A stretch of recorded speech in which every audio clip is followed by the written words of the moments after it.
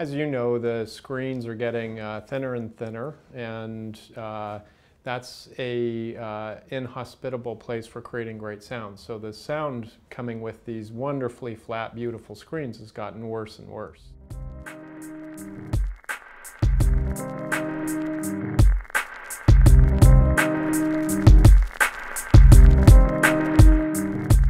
When a person wants to integrate music listening and a TV soundtrack, there really isn't any solutions right now.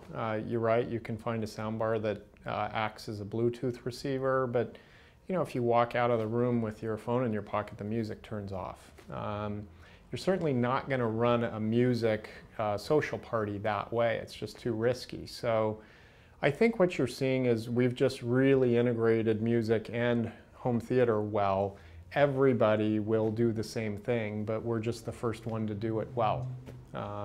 So, you know, I think that's where everybody will need to be, because that will be the minimum bar. It's not yet, because the two separated, home theater and audio, but from a person, you know, from the person who owns the home and wants or has the living space they want to fill with music, they want those together. And I think that'll be a basic selection criteria. So, you know, I think it'll be a competitive space, but I think we're the first one to integrate those two really well.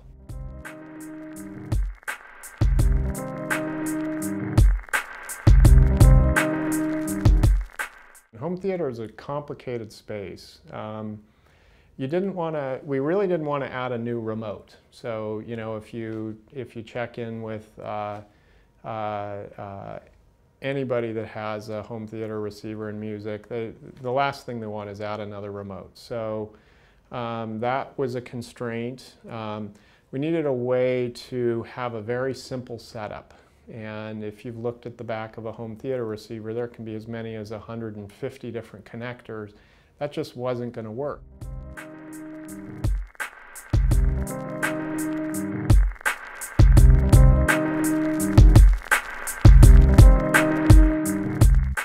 You know, in this day and age, the very best people you can't collect all in one place. So you really want to build centers of attraction for great people, and they're not going to be in any one place. And the trick to doing that is, if you start with a headquarters mentality, it's hard to add other locations. And we started with a distributed mentality.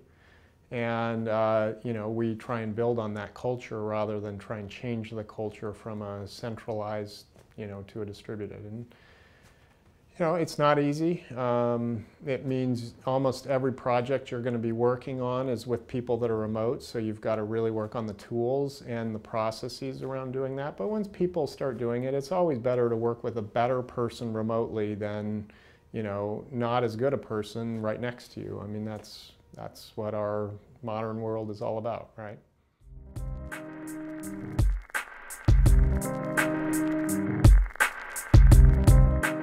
Well, you know, we're just, with the Playbar, we're getting into mixing video and audio. And we're really comfortable doing audio well. That's what we do. But that's a big step.